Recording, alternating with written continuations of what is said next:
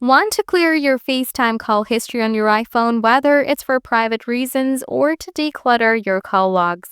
Deleting FaceTime calls is quick and easy.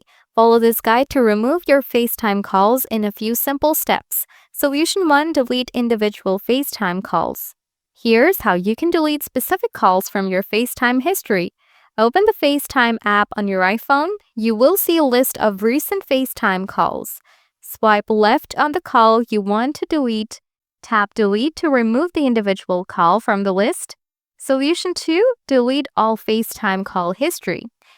If you want to clear all calls at once, open the FaceTime app on your iPhone. Tap Edit in the top right corner.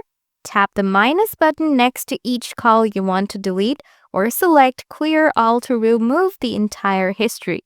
Confirm by tapping Delete to clear all FaceTime calls. By following these steps, you can easily manage and delete your FaceTime call history on your iPhone. If this guide helped you, don't forget to subscribe for more tech tips and stay tuned for the next video.